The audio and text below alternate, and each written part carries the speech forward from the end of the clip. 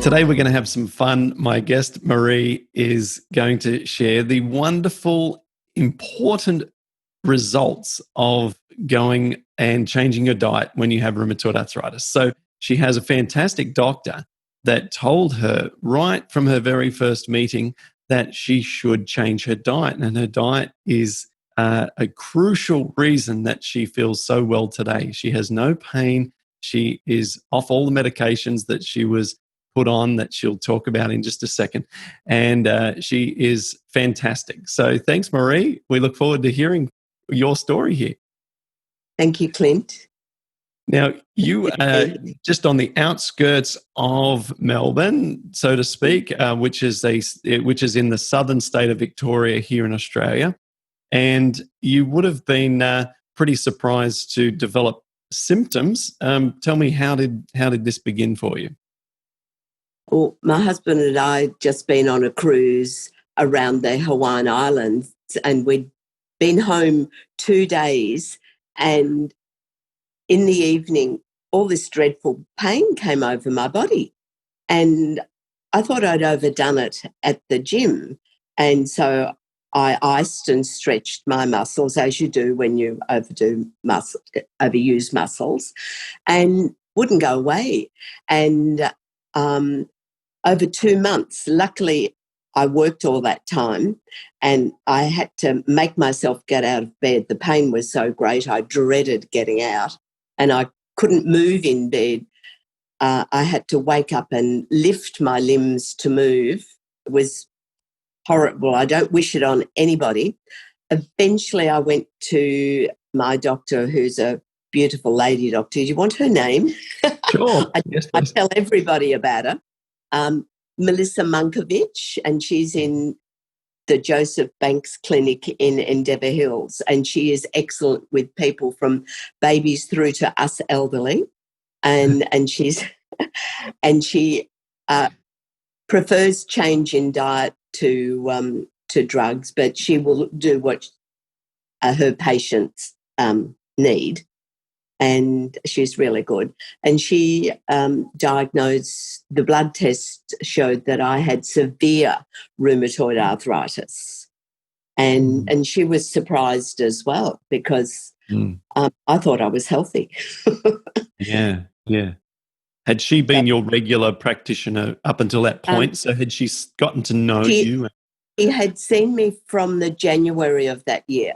I've got a lovely another daughter-in-law. I've got 2 daughter-in-laws, and one is a critical care nurse. In fact, she's in charge of a COVID ward at the moment, not the other one I told you about. And she told me to go and see Melissa in the just for a general check, because she didn't like the doctors I was going to near. She said, they don't know what they're, how people are, which I did appreciate. And I'd just been for a general visit, and I think I'd only seen her the once. It might have been twice, because I don't normally go to the doctor except to see how I'm going. And what diet did she suggest? She told me, and she gave me, I called it her epistle, a 6-page epistle on change of diet, which was vegan, apart from good ocean-caught fish, at least twice a week, no gluten and no cane sugar. And I actually changed straight away. And I've been like that ever since. Even when we've travelled and gone on cruises, when they had cruises, I found it really easy to follow that way of eating. Okay. Now, tell me what happened next. So she said, go and eat this diet, which I'm sure coming from, sort of a little bit of semi-rural area of Victoria, and you've thought, hang on, I've got to eliminate all of these, meat and dairy products and so forth. You've started doing that, but she also sent you to a rheumatologist, you've put in your notes. She did. I was diagnosed late December 2014. The rheumatologist don't work during January, so I didn't have an appointment until early February. And then when I saw that nice young lady, she put me on methotrexate, which I dutifully went on. And my second visit to her, I asked her if she had a timeline to get me off the drugs. My medical practitioner had prescribed cortisone, and she'd given me a timeline what to do to go off that as my inflammation factors lowered, which I was doing. But the rheumatologist said that she didn't have a timeline for me to go off the drugs. And I said, well, I think outside the square because I'm cheeky. And, and I told her what my doctor, who'd sent me to her, had told me.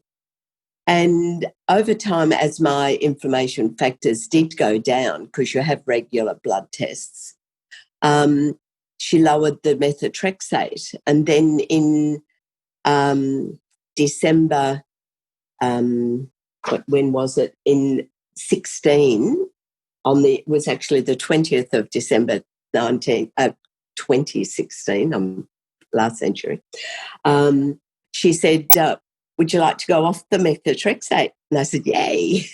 So on that date, from that date, I haven't had any drugs whatsoever, but I've maintained the diet. And I drink lots of water. That's really important. I love warm water and lemon. And I know it's not good for me, but most days I do have one coffee. I allow myself a treat. Well, when you're reading so well, the odd little cheat here and there isn't catastrophic, and it's not cumulative. No. So, yeah, if you're eating, junky stuff all the time, I know, and all my friends know me.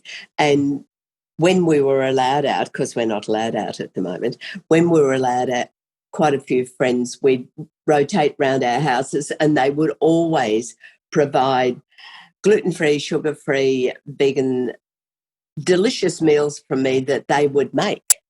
They were really nice and supportive, not bring your own food. How important do you think it was that your first doctor that you saw was Melissa? I think that was vital.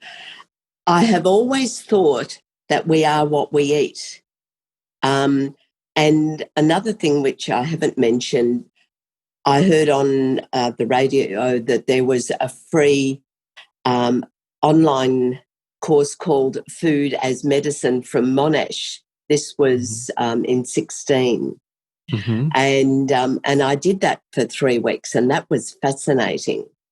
And they went through the history of foods that were used for medication and how science views them these days, and a lot are very valid. And yeah, it was a very interesting course. You had to spend about 10 hours each week whenever you wanted to on the computer, 24 hours a day, because it was an online course.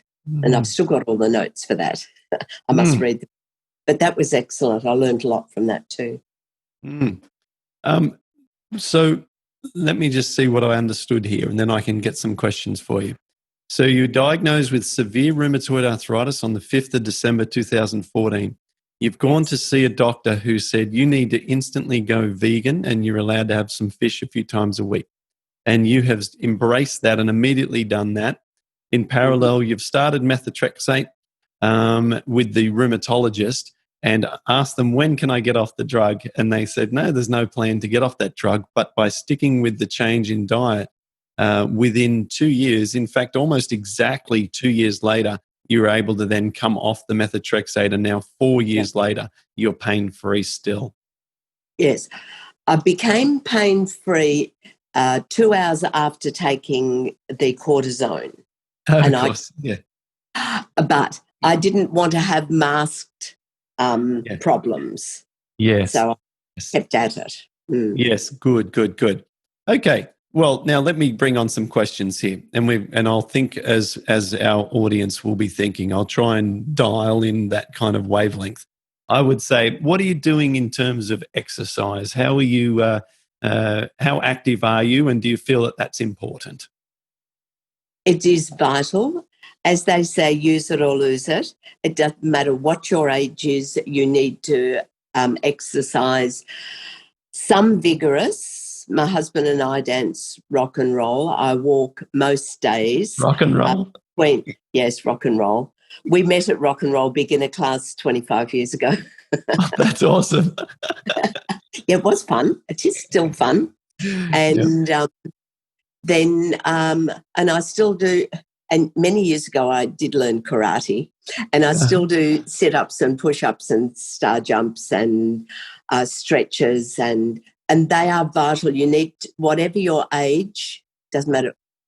And I've just given 2 granddaughters, well, they asked for them, sheets of stretches, because one of them has got juvenile arthritis. Oh, how old? She's now 19. She was diagnosed by Melissa at 18 months, just watching her walk. She's an excellent doctor. Wow. But, yep. yeah, Mm-hmm. and you know all about that, don't you?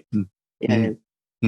Yes, a lot of cases that I've worked with, unfortunately, a lot of great outcomes.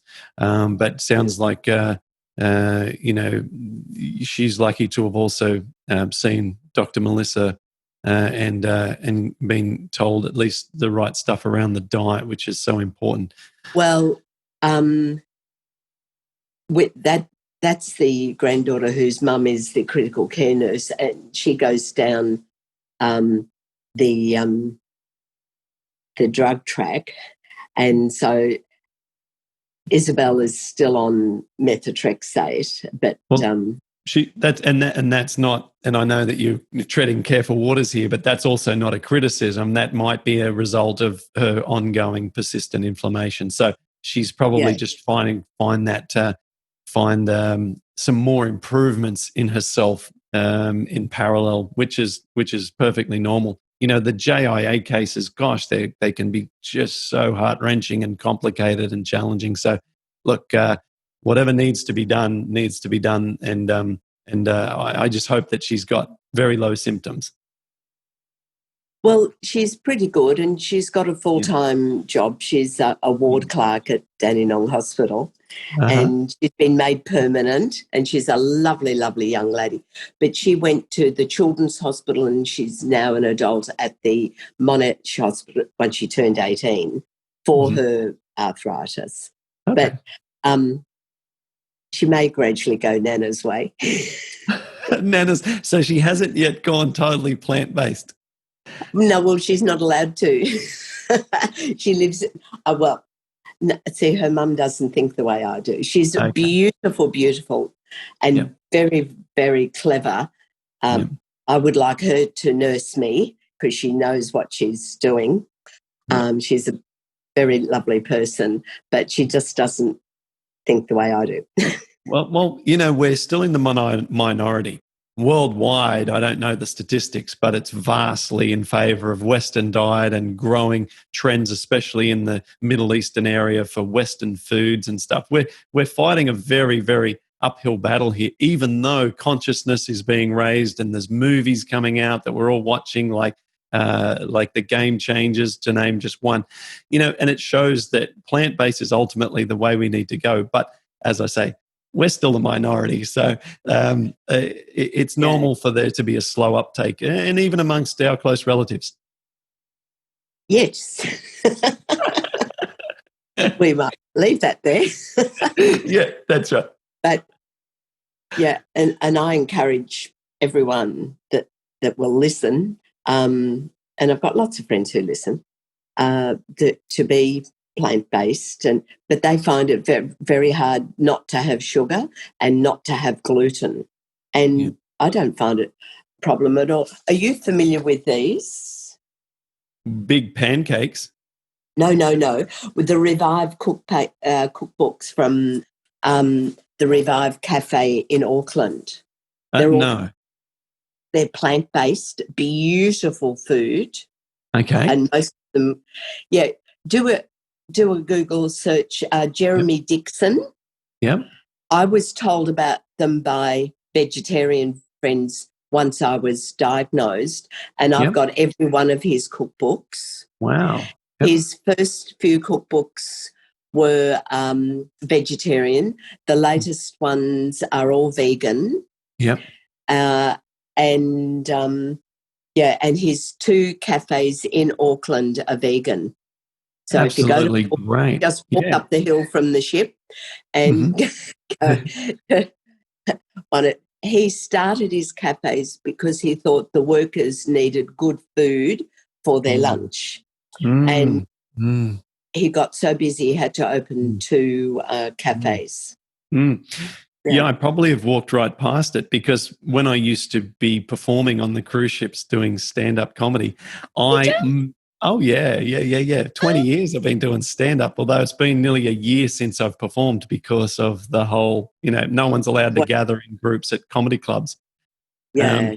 But I used to do the South Pacific trek all the time, and you'd go out to New Caledonia and Vanuatu and all the Pacific Islands, and then we'd end up in Auckland, and so you'd get off the boat in Auckland, and sure enough, you walk up the hill. Go up the hill. Yeah, you had to in a side street. It was round the back, but So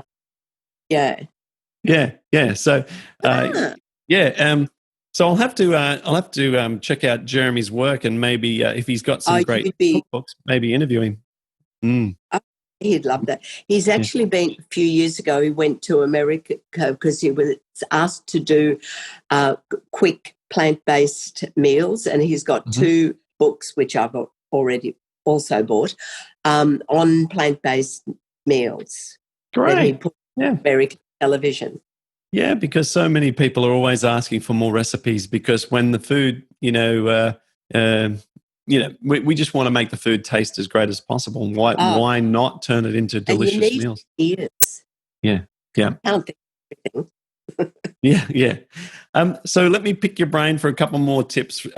Do you have any other words of wisdom that you'd like to impart on family members about, getting healthy? Or are there things that you think beyond the diet and beyond the exercise, what else would you say is really important to regain health?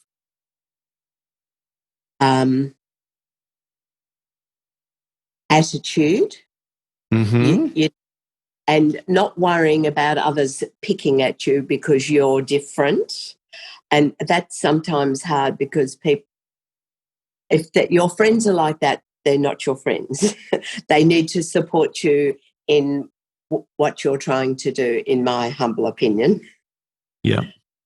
But it is very important what you put in your mouth and eat. But planning is also vital. You need to plan out and make sure you have in the cupboard only the things you should have. I do keep sugar for the few friends who have to have sugar in their tea and coffee. But, but I just have things that I should have. But my husband still likes meat occasionally, but he will eat whatever I give him. He's very good. Something that jumps out is having a good having an optimism or a lightness. You have such a light and optimistic and just chirpy kind of personality. Have you found that just looking on the bright side of life sort of thing is also important? I think it's vital because if you're always poor me, and we all have our poor me moments, but it's how you handle them and not take them to heart and move on from them. And I taught school for 57 years, and when I said I wasn't going to come anymore, one little boy said to me, "Why not? You're so nice." That was really flattering. Isn't that beautiful? That the little thought of it.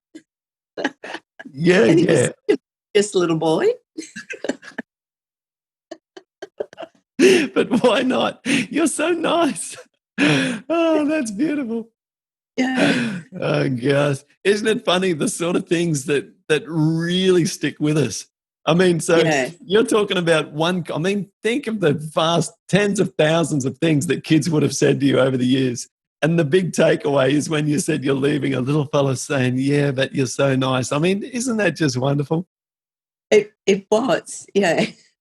Well, as you can tell, I talk a lot, but I like to explain why to the students, and Yeah. so they've got reasons to do things. You know, why are we doing this? And they need to know why, and I like to know why. Right. So, what did you say when they said, "Why are you leaving? You're so nice"? What did you say? I just said, oh, I just thanked him for his nice comment. I didn't elaborate. All right. Oh, I just told them that I'd actually, and one son had asked me to do school runs, and I was doing school runs and also working, and I was getting a little tired because that's a bit much. So I just went down to school runs. But as I said, I've been working for 57 years. Yeah. So. Yeah. You deserve to have a few days off. That's for sure. Yeah, but you get sick of doing nothing. Yeah. Yeah. Yeah. Yeah. Okay. Wonderful. So we've got to have the right attitude. You've got to plan Yes. out the meals so that you're organized so you don't get caught Yeah, on the. and shop appropriately. Yeah, you must do that. Yeah. Shop appropriately. Make sure the cupboards are only stocked with things that are healthy, because it's all too easy when your hunger is louder If than you the want, brain. yeah. And my lovely Melissa told me to have my handful, because everybody's body is a different size, of good nuts like Brazil, almond, walnut, and macadamia. It's not too bad. Yeah, but a handful of good nuts a day as a snack, and that's good. And Yep. I add in a few dates occasionally. Yum. Yep. Few dates. Yep. Okay. Well, she sounds like a good doctor, and it's such a blessing that you saw her first, as Yeah. we talked about. Any other words of wisdom for us before we close it up? No. Diet, exercise, attitude, Yep. and making sure that even if you don't feel like exercise and diet and whatever, just make sure you do it, because once you do, you're so pleased you've made Mm. the effort. Yeah. And you've done fantastically with your history as well. I've read all your history, and I was given people at church and my niece in Brisbane both sent me your article in the New Idea many years ago when it came out. That's how I learned about your travels and your struggles, and I've also bought all of your information, which I use, and I must read it all again because you forget, Oh, and you that's need to right. You revisit do it. forget. You do Yeah, forget. I and you forget some of the know, details too. Yeah. Yeah. Yeah. I forget some of the own, because a lot of it's based on scientific evidence, and sometimes I forget how that came about. And I'm like, I got to find which study that came from, and then I have to look at it, and it's there. So, but we do forget. Yeah. yeah, it's a normal for Mm, most of us. mm, mm. Some people seem to remember everything, Well, especially thank when. you. Thank you I too. think we've really we've succinctly captured what's important to all of us, and it's to have a great attitude, and it's to move our bodies, and it's to eat the right food, and not just good food, but the right food. Because when we're immunocompromised, we can't be taken on hard to digest foods, inflammatory foods, allergenic foods, acid Yeah, forming foods. We got to and we need a healing diet, and that is a simple plant-based diet. yeah, mainly And alkaline too. sorry, Mainly alkaline forming foods in the body, exactly. That's right. That's because right. that's another area.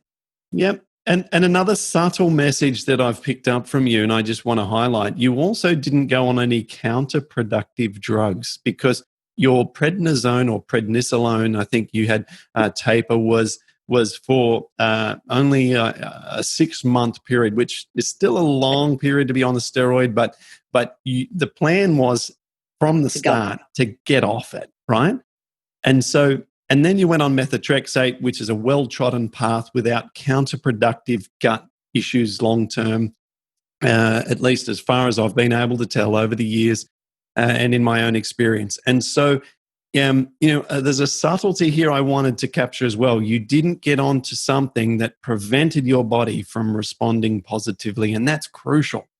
So the prednisone wasn't for year upon year. 6 months, as I say, it's still quite a long time, and it will make me feel a little uncomfortable, but you got off it, and that was crucial. The fact that you changed your diet at the same time probably negated a lot of the negative effects. So it was a great overall rolling out of a plan. I like it. Yes, I'm very, very lucky. But I've always believed you are what you eat. And I also know that everybody's body is different, and how we handle different foods, people are different in that way as well. For all sorts of reasons.